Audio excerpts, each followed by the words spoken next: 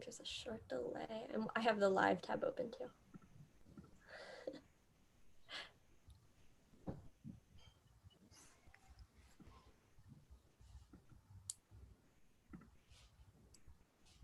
Okay, we're awesome. All right, we are going to start things off. Thank you, everyone who has joined us live tonight, or if you're watching the recording later, thank you so much for tuning in. My name is Sarah Graysdorf. I'm the CEO and founder of Holdette.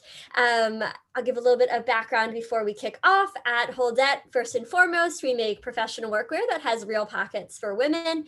And that fits into our larger mission to support women from the moment they get dressed in the morning. And tonight that extends beyond women for anyone that's joining us. I will say just right at the beginning, unfortunately, our panelist from Bumble was unable to make it tonight, but we're so excited to have Megan joining us from iRobot. Instead, Megan was recently hired at iRobot, so has a lot of insight to offer on the Zoom interview process from the interviewee side of things. So we're super excited that she's joining us along with our other panelists. If you're interested in sharing about this event online tonight, you can tag us at Holdette on any social media platform. And so let's go ahead and get started by having our panelists introduce themselves. Megan, do you want to kick things off?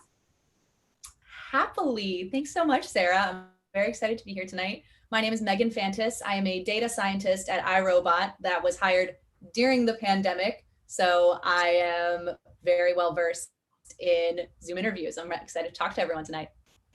Awesome. Ashley? Hi, everyone. My name is Ashley Larkin. I'm a senior manager of talent acquisition at Rent the Runway. Been there for 2 years. So excited to sit here with this amazing panel of women. And thank you guys for having me. Thanks for being here. And Lauren? Yeah, hi, everyone. My name is Lauren. I've been at Grubhub for just about 3 years, and I'm on the talent acquisition side, leading recruitment on different sales, finance, marketing, really anything, and more recently taking a lead role on diversity, equity, and inclusion. So I'm super excited to be here and share all these tactics with you all. Fantastic. So glad that you all are here. Before we dive into our more Zoom and interview specific questions, Ashley, Lauren, I was hoping you could start by just telling us a little bit about how the interview and hiring process has changed since the pandemic began. Lauren, can you start us off? Yeah, definitely. So that's a good question. Because pre-pandemic, obviously, everyone was in the office, very much more of a social interview feel, which is really, really awesome, and something, me being a very much of a people person, I really enjoyed. And then once the pandemic happened, I think recruiting just generally across all companies, not even just Grubhub, kind of took a little bit of a pause. So, kind of hunkered down, try to find out, okay, who are we hiring? What's, a necessity? And then we boosted it back up again. So moving over to virtual interviews, it's definitely a little bit different because you can't offer that sort of social experience. It's more of like, very kind of straightforward, more streamlined, which I think, Ashley, you'll kind of probably chat about a little bit more. But it's very straightforward. So there's not a lot of opportunity for us as recruiters to put in like any of the bells and whistles of the walk in, walk out. You can't see our shiny new space with our fancy coffee machines and stuff like that. So we're just going to have to get a little bit more creative with switching over to virtual interviews. So still figuring some of those things out, but it's in progress. Aren't we all the time? Yeah. Great. Ashley?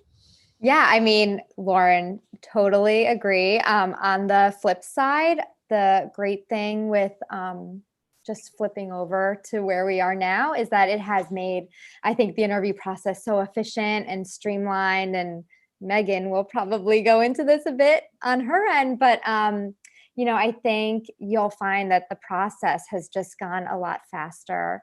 You're able to meet with the team a lot faster because we're not working to bring you in for hours at a time into our space. Instead, we're able to book you separately with each interviewer. And the nice thing with those interviews is that there's less distraction. So it's really one-on-one. I find that people are getting on time and people are ending on time. And it's just made me love this process because I'm able to get those job offers out so much sooner. And Megan, do you want to just quickly touch on I know you've, obviously interviewed before the pandemic, you've interviewed during the pandemic. Were there any like overarching major changes that you noticed? It's a really good question. I think Ashley really hit the nail on the head with efficiency. I just noticed how quickly interviews were scheduled for me. They're with iRobot actually, the time between each phase of the interview process was 2 days at the most. And on one day, I had 2 interviews scheduled within 2 hours of each other. So things just happened faster, very efficiently. I didn't feel like I was waiting long periods of time for each new step. Great. That's awesome to hear. All right. So diving into our more interview related questions, our first question is, what is the first thing that an interviewer notices in an interview during the online interview? And Ashley, do you want to start us off? Yeah, I mean, I definitely think the first thing is what you have going on, right? So just going into like interview tips, right? How to ace that interview, keep it super simple. I think it's so awesome when you come on site and Lauren, this is like part of it, right? Where you can, on your end, you can totally show your personality. You can wear jewelry. You can wear something that really expresses you. I think in this scenario, like simple is best. I think where you're sitting is really key. Make sure you're somewhere that's quiet, without distractions on your end and on the interviewer's end. Make sure you're wearing something that's really clean, really simple. I think the focus should be on you and your background and experience and everything that you're saying. And what you don't want is anything else to distract from that point. Mm-hmm. Great. Lauren? Yeah, and I would also add, I guess the first thing I would probably notice is the lighting. I think, we were kind of alluding to your background and what's going on around you, and just making sure that you have proper lighting and you're not sitting, with half of your face in the shade and then the other half of your face getting like beamed by the sun. So just finding the proper lighting. And if you don't have the proper lighting, something that I've learned to do is just take a lamp from the side of my room, just position it towards me. So it's not directly trying to blind me, but, just lighting up the area behind me. So I think that would be, a really good tip if you don't have, a lot of natural light, or if the overhead lights are kind of casting down weird shadows. It is funny you say that. I'm sorry to cut you off, because we actually just had a candidate go through, and when we were debriefing, all of us were like, the room was so dark, like we really couldn't, like it was really hard to focus and like figure out if they were really into like what we were talking about with the company. So you're so right about that. And Megan, from your side of things, do you have any thoughts on going in kind of with that best first impression? Yeah, I have lots of thoughts on this. I 100% back every single thing that Ashley and Lauren just said about having your background be simple, wear something professional, make yourself feel confident and professional. And the huge tip that I notice about myself as the interviewee, and even for interviewers, check out your camera and what you and your background look like before the interview. Notice your camera position. Notice where it is compared to you when you're looking at your screen. Make it in a place where you can sit up straight so that your posture is very good. That's something I noticed about myself, really affected my interviews. And actually, since being on Zoom calls all the time for work, I've noticed that the angle of my camera based on the screen that I'm looking at is so important, because if when I've had a camera on top of a different screen, I'm not looking directly at the camera during a Zoom call, I notice that it throws the people that I'm on the call off, that I'm on the call with off, and it throws me off when I can see that I'm not looking at the right screen. So your camera position, make sure that it's somewhere where your posture will be good, your background isn't distracting, you're looking straight on. It's huge. Great. So actually, you just led so perfectly into the second question, which was, if the interviewee wants to make direct eye contact, should they look at the camera or should they look at where the person is on their screen? And Ashley, do you want to kick us off? Yeah, it's so funny too, because today I practiced with both. I was on a Zoom call and I was like, all right, I'm going to look at the camera and then I'm going to look at you. So if you look at the camera, you'll make eye contact for sure. I'm looking at the camera right now. I have a hard time talking to who I'm talking to and looking at the camera, to be totally honest. So now I'm going to look at you guys and I'm going to answer, and it gives me a feeling that I'm just being more authentic and more honest. And it is distracting to me to look at the camera versus look at you. So I think that's the most important thing, is feeling like your connection is there. Personally, when I'm interviewing someone, I'm not concerned with whether or not they're making eye contact with me. What you do notice, of course, is if someone's phone is next to them and it's going off, and you can totally see when someone's doing that, or if they're distracted looking somewhere outside of the interview. So I think those are the bigger things that you notice versus like me talking to you right now. I feel much better looking at you guys. Great. Megan? I was going to have the exact same spiel of, I've practiced both, and I also don't feel super comfortable talking directly to the camera, even though that's advice that I've received. So I'm actually going to follow the same theme of my last comment, which was notice where your camera is positioned. This comment is notice where your window is positioned, that where everyone's video feed is. Make sure it's centered right underneath your camera. Make sure that the windows where everyone else is going to be central, so you can kind of look like you're looking at the camera when you're still looking at everyone else on your screen. So notice where your window is positioned, your whole Zoom window. Make it centered right under your camera, just so you can get the best of both worlds. Love that. Lauren? Yeah, that was exactly what I was going to say. And just, I guess it's really interesting because I don't know, it would be really interesting to see like the analytics of, okay, how much percent do I look at myself in the video, just making sure I'm not like doing anything weird or like something's going on in the background, versus how many times I, look at the other people in the panel. And I think just figuring out, where I'm kind of moving it around right now, actually, just to try and like test it out. But it's really, it's interesting. And I think, you definitely want to make sure that your window is definitely, in the appropriate spot. Something that I definitely like to do whenever I'm interviewing is have, I guess, a separate note section and like, the resume pulled up or something like that. So just making sure that your windows are all organized appropriately. And if you want to look at the camera, but it's just kind of weird because you're just looking at someone who you're not looking at anyone, you're just looking at a prop. Just try and bring your video window, I guess, like the window where everyone's on, all the way to the top of your screen. So it almost looks like you're looking at it, but you're really looking at, the uppermost person on your window, which I think is helpful because I almost never look at the camera because it's not authentic. Like no one's really going to do that. You're interacting with the people. You want to, read their feedback and, see their expression. So that's what I would say. Totally. And I will say we're a pretty small operation over at Hold Up, but we've done some of our own hiring. I would say pick one, like look at the camera or look at the people. And I personally pick look at the people, because if I see you looking at the camera and then looking down, I'm going to wonder if you're looking at, something else except for our interview. And then I'll, maybe think you're distracted, looking away, kind of like what Ashley was saying, if your phone's going off, you want to be present during the interview. So I tend to look just at the other people. Okay, great. So next question, which I think has also been echoed live in the chat. Interviewing in a bedroom versus another room in the house that might be less distracting. Do you have thoughts on that? Is the bed in the camera a problem? Thoughts? Lauren, do you want to start us off? Yeah, we have 3 different options. Well, I guess 4 different options here, which is all exciting.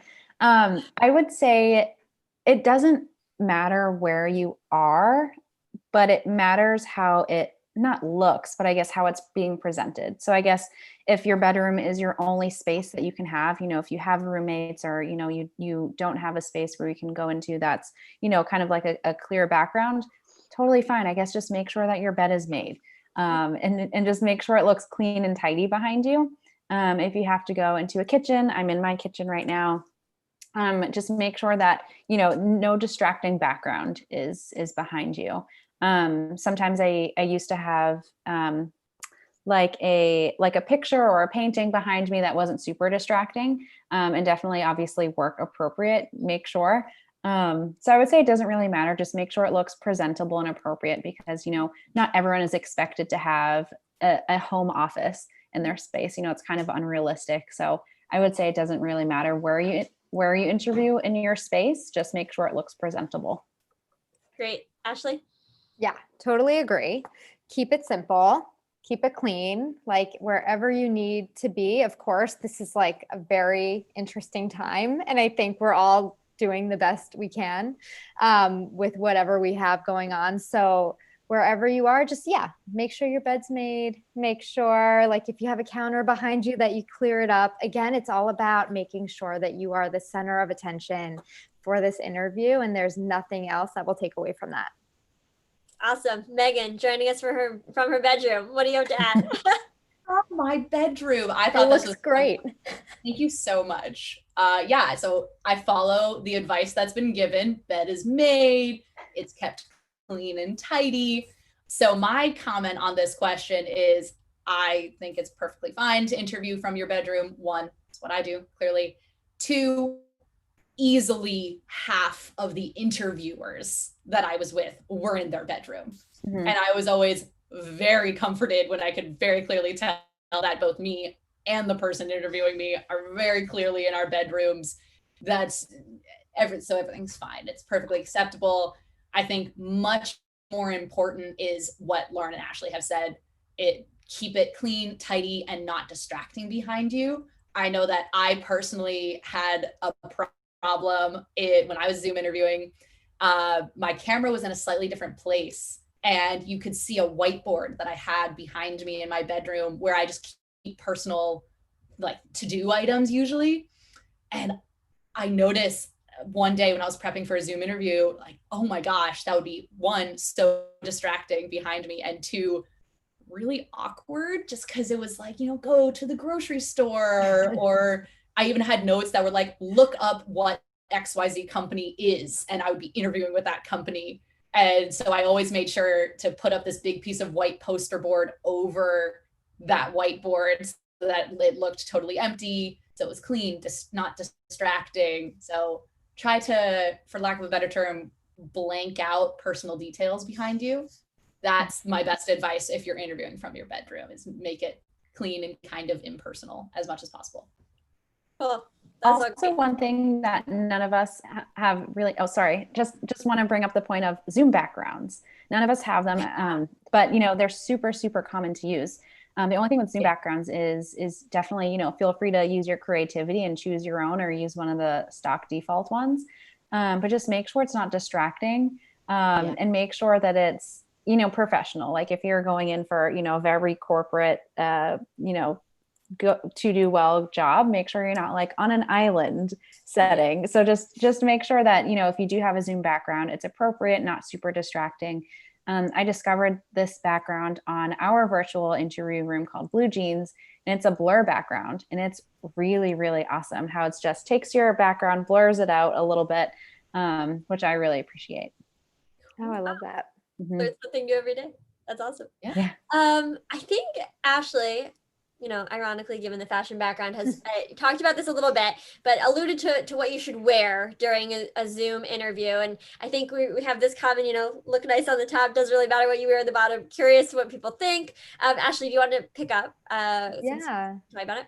I mean, I think this is a great panel to get a good idea from, right? Like super solid colors, no prints. Of course, like wear jewelry that you feel excited about, but try to keep it as simple as possible. And it's like the common theme for this entire time that we're talking is like, anything you can do to just keep the focus on you and this interview and things you're saying and really highlighting your background makes the most sense. So, neutrals, if you want to add a pop of color, of course, but then try to like lay off the prints maybe. But again, like I think this is a great group of people who are showing you like perfect interview attire. Amazing. Lauren, do you want to add anything? Yeah, I would say, just wear whatever you want as long as it's comfortable and you feel confident in it. No one can really entirely tell, oh, what you're wearing, what fabric it is. I'm wearing just a plain blue sweater. Would I wear it to a real interview? Probably not, because it's in person, but over video, you only see my shoulder. So the bottom half could be like lime green and no one would even know. So just make sure that, whatever you are, you feel comfortable and confident. Another big thing is, you want to make sure that your environment is temperature controlled. So you're not getting, too hot, too cold. If you do have a fan going on, I remember in the summertime, I had my fan going on me always, and it just had like a wind tunnel going through my headphones. So I would say just wear whatever you want that makes you feel comfortable and confident. If that means dressing up, head to toe in a suit, great, awesome. If that means, wearing some like black leggings and, a blue sweater, totally fine too. Just, whatever makes you feel comfortable. Awesome. Yeah. And Megan, what did you interview in? I kind of chose to closely approximate what I wore in my Zoom interviews with what I'm wearing now. I actually had my Zoom interview uniform. Now that I think about it, I should have worn that. Oh, hello, we have a visitor. I closely approximated what I wore. My Zoom interview uniform was a t-shirt, a blazer, and a dark colored scarf, just because that's what I feel very comfortable and confident in. I love a blazer. I love a scarf. I kept the colors dark and not busy, exactly like what's already been said. An additional piece to this that I want to mention that I noticed was really important for me, I have long hair and I am fidgety, especially if I'm a little bit nervous or if I'm on display, and I play with my hair a lot. And I feel like for me, that looks unprofessional. So another thing that I always did for Zoom interviews was put my hair up. I did actually in something very similar to this. And then I even actually put it in a bun at the end. So it was just completely away from my face.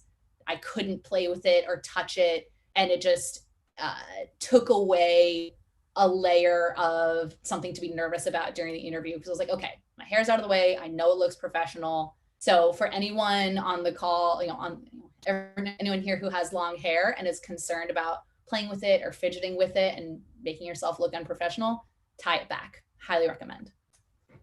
That's great. And I think that applies to clothes that maybe need adjusting sometimes as well. I know I sometimes find myself doing that on calls, and yeah, probably not the best look for the interview. Okay, great. So diving in a little bit deeper, what are some common red flags that you've seen interviewees display during interviews? And Ashley, do you want to start us off? Yeah, I think one that is like so easily noticed is when someone has something like the phone next to them and you can see that they keep looking over. So, just make sure phone's put away. I mean, you guys just saw my daughter. So no matter how far away it can get. So not a great example, but, try to make sure that you're in a spot where, children are maybe in another room. Again, we're all working from home, so things happen. That's my daughter, Maud. But, anything you can do to try to just keep the focus on here. But again, the phone to me is always the big one because I can automatically see when someone just shifts down and looks at it and then comes back up, right? So focus on the camera, focus on the interviewer, and try to put that phone away. Great. Lauren? Yeah, so I would say along with the phone, I would say the typing. I'm a huge note taker, and I almost always wear my headphones because you don't want to hear someone just hammering away at their keyboard. It's great if you're taking notes, but holy moly, just that tapping of the keyboard really, really, it's super, super distracting. I would suggest if you do want to take notes, wear headphones and then, feel free to type away. Or if you want to have a notepad and write out notes, feel free to do that. And you can, feel free to tell the interviewer or whoever you're talking with of, hey, I'm going to be taking some notes. So if I'm like looking away, that's what I'm doing. Just to be transparent. So I guess that's one of my, pet peeves during interviews. Great. Megan? So I'm actually just for this answer, I'm just going to repeat things that I've already said. And a big thing that I noticed about myself, kind of from a out of body experience, what was a red flag for me to my interviewer was posture and not looking at the camera, or not looking where the interviewer would want me to look. And that came with preparedness. So whenever I felt prepared for the interview, ready to be there, confident, I would be sitting up straight. I would be ready to look comfortable, look at the screen. If I had made sure to bring up all the windows that I knew I would need during the interview, I always liked to have my resume on my screen. I always liked to have a list of questions on my screen. I always wanted to make sure to have those fully prepared, because in the interviews where I wasn't fully prepared, I wasn't comfortable or confident, I didn't have things ready, my posture would be bad, and I would notice I would be like hunching forward and kind of looking weirdly at the camera, not easy to see as an interviewee. So red flags that I saw within myself, or with if I wasn't prepared for that interview with all of my windows open, ready to sit, ready to be in the interview, I wouldn't look presentable and I wouldn't look confident. So those are red flags that I noticed within myself. Which is amazing. Love that self-awareness. What I will say, something that I've done that kind of touches on a couple of those things, is I got advice once to just put your laptop up on a couple thick books. If you have like a high school yearbook, that might be a good coffee table book. And then you can tilt your screen down just a tad so that you're looking up just a little bit. And then you can have, if you're taking notes by hand, then your pen or your pencil is like, you can kind of see it in the camera. So yes, I think what Lauren said was amazing. Definitely note if you want to take notes. You also can show that you are taking notes if they could like see your pencil moving. I'll definitely do that on calls as well. Great. Okay, so we had a kind of more broader interview question about transferable skills and how you can kind of show if you're maybe applying for a job straight out of college and you like worked for clubs and you worked like on clubs and now you're going to do some job task, or you're switching industries, really anything in that realm. How can you kind of demonstrate those transferable skills just through like answering interview questions? And Lauren, you want to start us off? Definitely. I love transferable skills. I think as a recruiter, it's so awesome. And I really do want to support all those people who want to make career shifts and say, hey, like what I've been doing is not, directly within the scope of this job, but, some skills relate over to it. And then, so I think it's super valuable. I think another question is on team bandwidth. If it's a pretty small team, then maybe they need someone to fit into the exact criteria of what they're looking for. But if the team has more bandwidth, then, they do have that opportunity to appreciate and train someone up who may not have all the skills that they have, but train them up to it. That's a great note. Megan? So this is advice that I followed myself, and I've now given to many, many friends and acquaintances who have come to me to talk about interviews, where I was coming out of grad school when I was interviewing for jobs, and I had internships. So luckily I did have relevant experience to talk about, but I hadn't been specifically a data scientist before. So I was talking about transferable skills. And the number one thing that I want to say in this area is tell your interviewer that your skills are transferable. Don't start by saying, well, I don't have any experience here, so I can't really answer your question. But I can guess that I would do this based on this other unrelated experience. No, if they say, for example, for me, oh, what would you do to analyze this huge amount of data? I don't say, well, I've never analyzed that amount of data before. I would say, oh, that's such a good question. Actually, in this other internship that I had, I did something similar, and it was similar in this X and Y way. And so I did Z thing. And all I did was mention the similarities between what they're asking about and what I have done. I don't focus on the differences. I was just trying to say, oh, yes, yes, yes. This, I'm very familiar with that facet of what you're talking about and that facet of what you're talking about. And they're going to see that you're talking about tangentially related experience. But if you make sure to emphasize the things that are similar and are very transferable, that's what they're going to focus on. That is such good advice. Ashley? Okay, so that honestly, I was about to tell a story about someone who I just interviewed who we were looking for such a specific background, and she did not come from that background, came from another one, and she did exactly what you did, super confident. Like with every question, she was like, well, let me tell you what I did do and how I measured it and how it relates to what you do. And then she left the interview, emailed me a few days later and said, I just want you to know, I did a LinkedIn learning on contact center specific data metrics. And like I went out, like I've done it. I'd love to talk to you again if we can set up some more time, because now I have a really good understanding and I can even talk further about how I can work with it with my background. Amazing. That's I awesome. love that. Something else, this is like a little tip.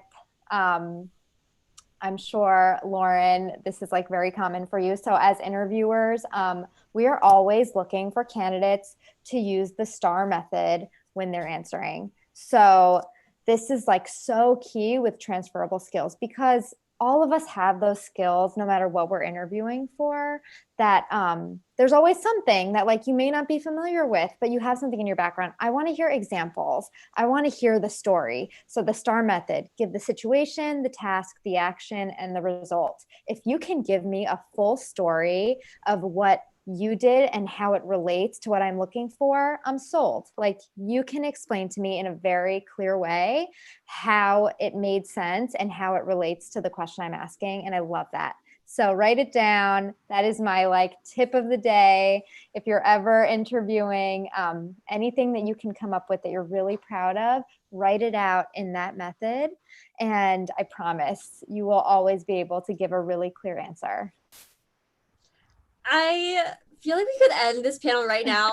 That last round of answers from all three of you was phenomenal. You got your money's worth today, and this panel was free. Okay, and I will say, just add on to that, now that we've started to do some of our own interviewing for Holdet, very small startups, when they put out a job description, every single item listed there is a direct task they need that person to go and do. So if you haven't done one of those things before, absolutely tell me how you can like take the experience that you have done and fill it, because I guarantee you there's either someone on the team who's not meant to be doing that task, or nobody's doing that task right now, and that startup like needs it filled. So you want to be demonstrating how you can fill exactly what they're saying, and then and more.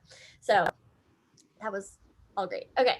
Okay, I feel like this is such a common one. What does the interviewer want to hear when they ask what your biggest strength and weakness are? Megan, why don't you start by telling us what you said? Oh my gosh, that is such a good question. And I flashed back to my iRobot interview. So I was in my last round of interviews. I had a half day panel. I think I talked with 7 different people. Towards the end of the day, I talked with the woman who is now my manager. And it was the behavioral portion of the interview. And really, the 2 main things she asked me were, what, now that you've heard about this job for, the last few hours, what do you think will be your biggest strength? And then what she followed that with, what do you think will be your biggest weakness? For my biggest strength, I mentioned that the data science team is really this crossroads at iRobot, where we work with the business people, we work with the software people, we work with the customer experience people, and we analyze the data from all those pieces, and we have to be able to communicate back out. And that's something that I feel is a real strength of mine, especially coming from more of a technical background where we're not necessarily taught how to do that. And so I mentioned that. I said, oh, I've noticed as I've been talking with all of these different people, because I talked with someone from the business side, I talked with a software engineer, I talked with other data scientists. Oh, this job is so multifaceted and requires a lot of communication. And that's a big strength of mine. And I feel like I'll bring that to this team. And then she goes, what do you think your biggest weakness will be? And I told her that my biggest weakness is that at that moment in time, my SQL coding skills were not that strong. And for those of you who aren't in tech, SQL is a programming language. And it was like the most important skill I needed to have in this job. And I literally told her, I was like, yeah, the most important thing that I need to know how to do, like, I'm not that great at it right now. But I look back at that, I cringe a little bit. But in the moment, my reasoning was I wanted to be transparent. I wanted to give a unique answer. I didn't want to just say, well, my biggest weakness is that I work too hard. It's really, I'm so bad. I just work so hard. I'm so passionate. And I wanted to have a weakness that I could turn into a learning opportunity and a strength. So I could end on a positive note. So I told her, so right now I've noticed that my SQL coding skills are actually a little rusty because I've been working in another thing called Pandas. And I know that if I were to get this job, in the 2 days before I start, I just need to do a couple SQL coding exercises. I'd be brought right back up to speed. But I'm noticing that right now, that would probably be my biggest weakness. And I know that I can already fix it. So I tried to say a weakness that I could turn into a learning opportunity, show that I can grow and show like, yep, I see this weakness and I already know how I'm going to rectify it. So those are my answers. That was great. And just going back to your strength, I love how your strength was directly tied into what you would need to do for the job. You're demonstrating how you would be an asset. That was great. Ashley? Yeah, exactly. Thanks. I mean, I don't know how to follow that, but that is honestly like, it's just about self-awareness. I want to know, I don't want I'm a perfectionist and that's the tough thing. I want the true answer. I want to hear the authentic answer. I want to hear what you think you want to work on when you're in this role. We're always about training and developing, and it's definitely like, what do you think that you need some work on so that I know when you come in, and then turn it into like that positive, just like you had said. Awesome. Lauren? Yeah, I would say echoing all the things that Megan and Ashley touched upon. I would say, definitely the point of, share a weakness, but then combat it with, oh, but I've noticed this about myself and this is what I've been doing to kind of, make it a strength and really, really focusing in on it. I would say one of my biggest weaknesses is celebrating and, recognizing myself and my accomplishments. And so, you always want to make sure that, whenever you do give some sort of weakness, you always want to say, acknowledge it and say, oh, this is what I'm doing to perfect it, or not to perfect your weakness, to kind of combat it and, make it be a strength. Because it shows that you are, willing to make yourself better, not just saying, oh, I'm bad at this and I'll always be bad at this. So there's no point in, going back at it. So I think putting the spin on it works really well. Great. Okay, moving on to our next question. So this one could be a short one if no one has experienced this, but has anyone done interviews where there's multiple interviewers and one interviewee? Okay, great. Let's talk about it. Lauren, do you have tips on how to navigate that? Yes, totally. And I have some really good stories about it as well. I would say, I lead interview panels that have, obviously one interviewee and maybe, ranging from 1 to maybe sometimes 4 or 5 interviewers in a panel, whether it be like an exercise review or just like a one-on-one resume review session. I would say the number one tip that I have is to make sure you address everyone in the group and you're not overlooking anyone. I was a part of an interview panel for someone pretty high up within the team. And I noticed that they never looked at me or acknowledged me once during the 30-minute interview. And everyone else on the team liked them. And they're like, oh, Lauren, what's your feedback? I'm like, they didn't seem like they even cared about my feedback or cared about my answers. Because at that time I was pretty junior in the role. And that feedback was taken really, really, everyone on the team heard it and it resonated with them. And we didn't move forward. Because, you want to be a team player. You want to make sure that, a senior leader does know how to collaborate and work with folks on the more junior end and the more senior end. So you want to make sure you're addressing each person. And maybe if you're not directly asking them a question, just make eye contact and make sure that, okay, I see this person, I'm acknowledging them, I'm talking to them and making them feel welcomed and into my story. So I would say that would be my number one tip to offer. I'm glad we asked this question. That was really great. Megan, you had something to chime in on? Oh, definitely. I have a huge thought on this. So I think there are two ways to interpret this question, multiple interviewers, one interviewee. I've experienced both. And it's one Zoom call where I am being interviewed by 5 people also on the call, or I am in one Zoom room and in order 5 people come in one at a time. And my tactic is actually the same for both.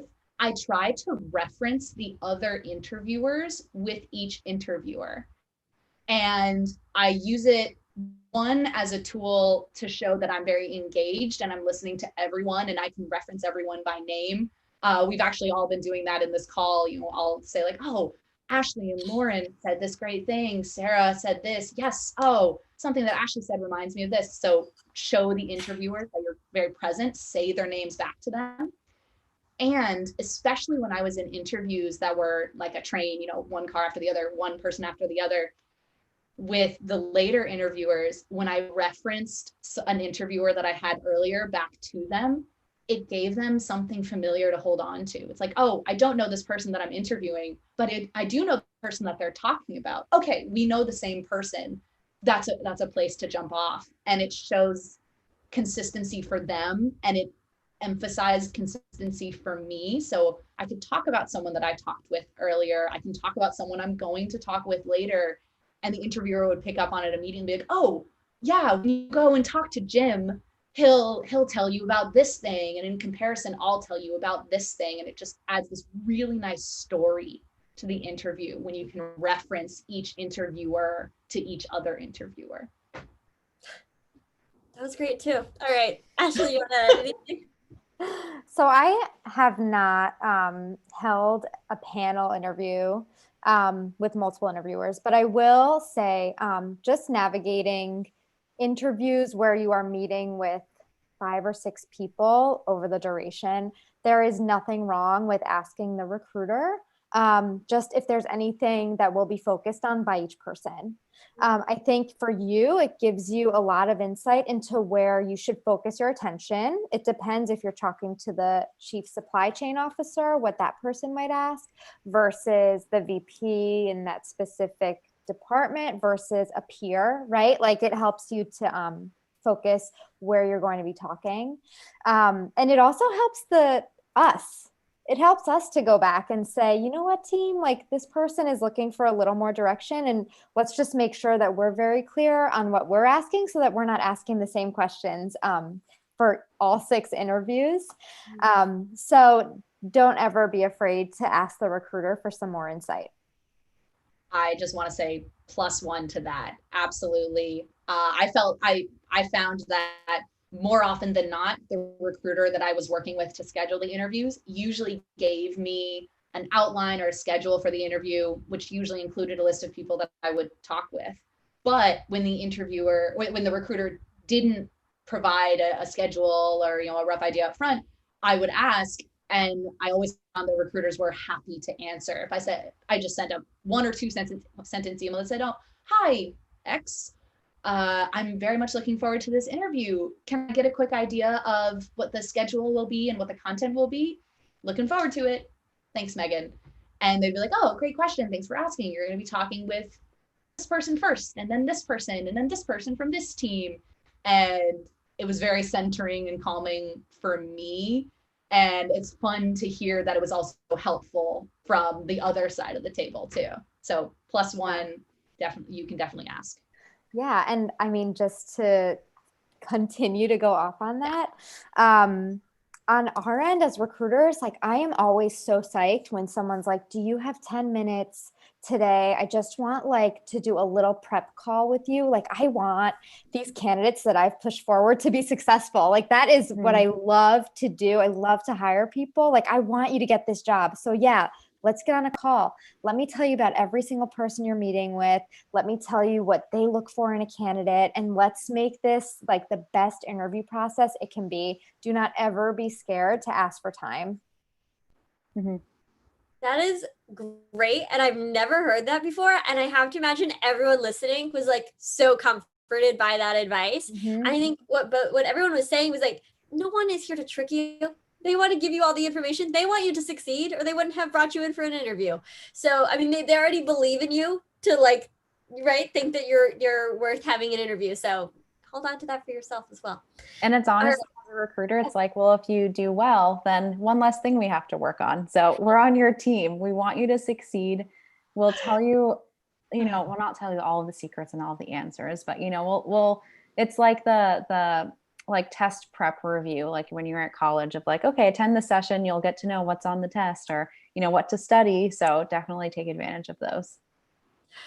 Amazing. All right, we've got just under 15 minutes left, so we'll go slightly speed round. We have some questions from the audience I want to make sure we get to as well. So questions that it's good to ask at the end of an interview. I know there's always that, oh, do you have any questions for me? What stands out? What's like a good question to ask? Lauren, do you want to start us off? Yeah, in terms of specific questions, I don't have anything super specific to offer, but I can give a really good tip of ask questions that you can't find the answer to yourself online.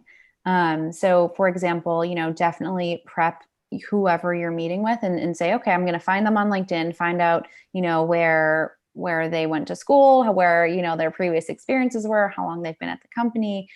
Because you may only have, I really try to encourage my interviewers to leave 5 to 10 minutes. Sometimes, they run over and they only have 2 minutes. So you really want to make use of that 2 minutes and you want to come prepared with, thoughtful questions about the role or about the company and make sure you're not asking like, oh, like how long have you been there? You can just say, oh, I've seen you've been there for 6 years. Tell me a little bit about, X strategic thing or the mission or, where you see the company is going. Another really exciting thing is, seeing if the company just got a huge round of funding or, if they were mentioned in the news, just try and reference that because, if people are interviewing, they're probably really psyched about it. And so they would be, super jazzed to talk about it. Awesome. Ashley? Yeah. So yes, totally agree. Like definitely do some research before. As an interviewer, I always love when candidates are asking me specific questions about like, what project might I work on? What do you find will be a challenge for this person coming in right away? What do you want them to do in the first 30 days? Like really specific so that it gives me something to think about. Because don't forget, this is also an interview for you to interview the company, and you want to make sure this is something you feel comfortable jumping into as well. So really like role specific, interviewer specific questions that help you to get to know how you work together with them. Great. Megan? I want to echo one specific suggestion that you just gave, Ashley. When I'm talking with the hiring manager up for the job, I loved to ask, what are the 1 month, 3 month, and 6 month goals for this role? What do you want me to accomplish in like the first few months that I'm there? Because it's exactly like Ashley just said, you get a sense of what you're actually going to do. And it was this very clarifying question I found for the interviewers. They were like, oh, great question. Yeah. What will I want you to specifically work on?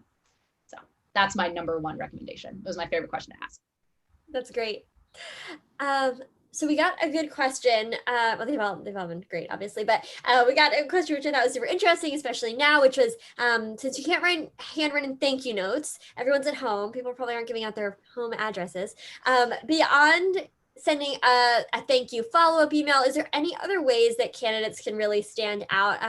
Ashley, I think you gave us such a great example from that candidate who went and did the LinkedIn Learning and then came back. Have you seen anything else that stood out? Yeah, I mean, let's connect on LinkedIn for sure. Yes, but also like that candidate that did that, we still talk about that as a team. Like, what an amazing thing that she left the interview, still felt like she wanted to make sure that she learned a bit more for herself, but also that we knew that she was putting herself out there, and came back to us after.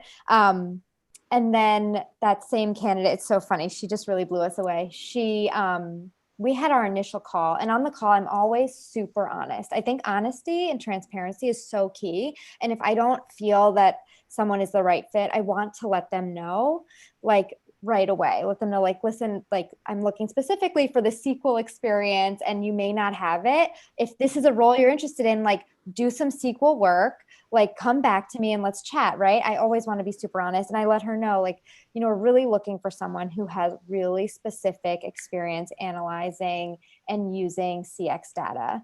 And she took that, came back to me with an email of like, I totally hear what you're saying. Let me just break down all of the data and analytics that I'm using and how I analyze it in my way for my role, and broke it down for me. And I think that was amazing. And that's what kept us moving. We just kept moving her forward. We're like, she can do this, definitely not like the cookie cutter role from where she was to where we ended up placing her. But, it was just so amazing to see that, like, she can do it, and we felt like we could bring her in and mold her, and it really was an awesome, just an awesome follow-up. Awesome. Lauren? Yeah, I would say not much. It is interesting because there's not much more you can do than, sending an email. But I think, Ashley, to your point, it is super impressive if a candidate, after a conversation comes back and says, hey, this is a cool thing that I read up on. I thought it would be interesting for you. Or, hey, this is a cool article relating to, the thing that we talked about. I thought you would be interested in it as well. Just following up with some sort of tidbit of, hey, I kept thinking about what we were talking about, and, here I am just trying to reach out to you for that. Something I would say is I'd actually be interested to hear, Ashley and Megan and Sarah, your thoughts on this too, of, as an interviewer, receiving back further questions in an email is really interesting because, you have a set amount of time to talk with the candidate, and then they send a follow-up thank you email, but then they also send, 5 to 10 follow-up questions, which maybe necessarily aren't, relevant to the job, or, just trying to send the point home of, I'm interested in this role, where it takes a lot of time out of the recruiter's day, the people that you interviewed with day. And it kind of makes it seem that, the interview session maybe wasn't long enough, but, maybe the questions that you could have asked during the interview session could have gotten to the point to, get you those questions answered, which is interesting. So I would say definitely follow up with some sort of email link or a tidbit of information that you found interesting. Great. Megan, you want to touch on that, answer the broader question? I will actually touch on exactly what Lauren said. My advice, again, like Lauren said, it's hard to do things beyond an email. Send that follow-up email within a few hours after the interview, or even a day later. Try to get your interviewer's specific email address so you can email the person directly instead of needing to email, hr@irobot.com. But when you send that email, keep it short, 3 sentences or less. Say, thank you so much. One reference to the specific interview, like Lauren said, a callback, something you talked about, something you're still thinking about, looking forward to chatting again. Thanks, Megan. Because like Lauren said, you don't want to take up a ton of their time. You want the content to be memorable, but if they're sitting there reading 3 paragraphs from you, they're not going to read those 3 paragraphs. You don't want to be memorable because you sent 5 to 10 questions that took up half their day to answer. Be short, sweet, to the point. Keep those emails short. Keep that thank you email short and focused. Great. Okay, 6 minutes, 2 questions I want to make sure we get to. We had another question, which we talked a little bit when we did our little pre-panel chat. Someone had asked, for those of us who know we can do anything, for those of us who have confidence in ourselves and our abilities, what will make you believe that we can do it? How can I portray that confidence through the screen when maybe it's a little bit more difficult with my body language? You can hear my tone of voice, but what else can I do? Ashley, do you have any thoughts? Yes. So Megan, I feel like you touched on this super early. Do you guys be confident, be really confident, and be really strong and decisive, and you have gotten to this point because there is something on your resume and in that first initial phone screen that stood out, right? Don't ever highlight what you can't do. Highlight what you can do. Be super proud of the work you've done. There's just so many times when I talk to someone and they're like, well, they waver. I know when the salary question comes up, I always get like like I am flexible. Like, no, be confident in what you're asking for. Like, this is 2020, like the world is ours. And that is all I can say is like, you can do anything. So don't ever let anyone, make you feel insecure, like I just want you to be so proud of the work you've done and be proud of where you are in this interview process and just lead with that. Awesome. Lauren? Yeah. So when I first heard that question, I kind of took it outside of the interview setting and more into like the social world of women. Like we know we can do anything, but what do we do? And I was like, oh, that's a really good question. And thinking about it a little bit more, I thought, if you know that you can do anything and you're confident that you can do anything, and maybe you've even proven it to yourself and other people, I would say help prove to others that they can do anything as well. So really using your inner confidence and your inner strength and power and using that to lift up people in your network or, volunteer at someone's high school or your high school or something like that. So just, use all of your inner energy and channel it into helping other people believe that as well. Amazing. Megan? So I wish I had such a beautiful and uplifting thing to say in response. That was amazing, Lauren. Thank you for that. I'll take that through my Zoom calls. But the thing that I think about hearing this question, I had a Zoom interview with a defense contracting company, which is a very male-dominated industry. It was a very male-dominated company. I was on a call with 6 men and me. I had seen there was at the entire company maybe like one other woman. So coming in, it was a very masculine energy. I'm very feminine in comparison. And so I read the room and I read like they were all sitting like this very masculine way and all of their questions were very direct. There was a lot of very masculine energy. And so I matched it.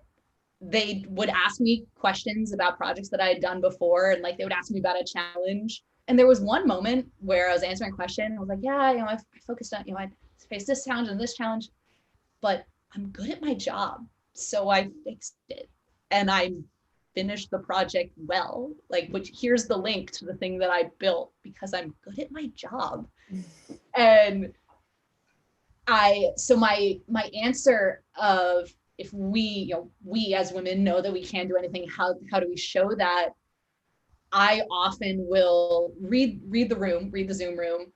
If I'm, for example, in an interview with all men and I read the very masculine energy, I turn it right back into the interview myself. And so I'm like, okay, if you're going to sit and talk in this very like domineering way, then I will too. If you're going to sit here and say that you're really good at your job, then I will too. That's and awesome. So right. And so that's my advice is read the energy and reflect it back because you can. I love. Okay, we have 1 minute.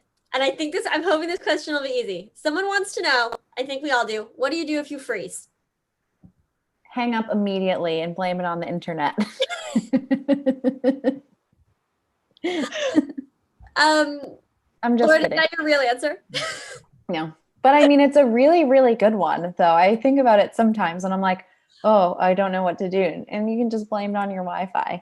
But I would say, if you freeze, it's okay. You don't want to come off as, all of your answers being canned and super rehearsed, because then I would say that's kind of a red flag for interviewers as well. We want to see that you're authentic and thinking about things and have real experiences that you can pull from, not maybe just like a script that you found online and prepared. I would say, oh, that's a really good question.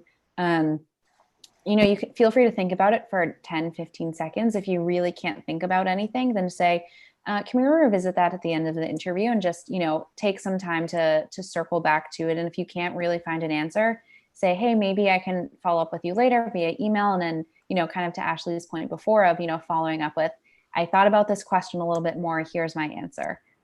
So kind of, putting it on pause and not letting that awkward interview silence kind of settle in too long. Awesome. Megan? So I actually might misunderstand the question. I want to make sure. Is this question about technology freezing? Like if your video feed freezes? Okay, so the question was just, what if you freeze? And I read it like the computer freezes, and I adored Lauren's answer because I thought that was like perfect. Like that is completely another kind of freezing that I'm sure everyone is like, what are you supposed to do? And I think you just give people advice on how to handle that. So Megan, take it whatever direction you want. I love it. I am going to take it in just the technology direction so that we can cover all faces of this question. So if your video feed freezes, which happened to me, first of all, you can never tell if it's your fault or the interviewer's fault. My recommendation is if you can tell that something is going on, the video feed freezes, wait 10 to 15 seconds. And if it doesn't rectify itself, close out of the Zoom the Zoom room and log back in. Again, you can just say, if you're nervous about it, you can just say, oh, my Wi-Fi was weird for a second. I needed to close everything and restart it. Usually no one cares. This is so normal. The interview resumes. If it resumes itself within 10 to 15 seconds, you just move on and move forward. I have been in situations where it was a single use link. So if I closed out because my Wi-Fi froze, I couldn't get back in. So I just made things happen fast. I closed out, immediately sent an email to my contact and said, hey, something went wrong with the Zoom room. Can you send me a new link? Usually things were fixed within 60 seconds. But so advice, technology freezes. Wait 10 to 15 seconds to see if it'll fix itself. If no, close out of the Zoom room, open it back up. If you need to get a new link, immediately email the recruiter. But if it fixes itself in 15 seconds, keep going, you're fine. Ashley, you want to add anything on? Take us home. I love it. Yeah, if the computer is going to freeze, guys. It's like a fact of life with technology right now. Stay calm. Megan's got all the right answers there. If you freeze answering a question, I mean, Lauren hit it on the head. We definitely don't want to lie. We definitely don't want to make up answers. We want to be super authentic. If you really don't know, let's come back to this, or be honest, I'm really not sure how to answer that. And then maybe think about it and come back later. But just be honest, be yourself, be authentic, and stay calm no matter what. Perfect. Honestly, this panel made me be like, should I go interview for something? I don't know. I work for myself, but I feel like I'm so equipped right now. I could not thank you all enough. This was absolutely wonderful. For anyone tuning in, you learned so much. I can just tell you, I hope you learned. We all learned something new. This is so, so wonderful. If you identify as female or femme non-binary, I'm dropping the link in the chat to our membership community so you can keep the conversation going. We talk about career advice, personal life, and everything in between. So we'd love to see you on there. But otherwise, we run these events every month. So I believe next month we're talking about LinkedIn and how to utilize the platform to the best of your ability. But thank you all so much for joining us tonight. This is absolutely wonderful. Thank you again to our panelists. Thank you for having us. Thank you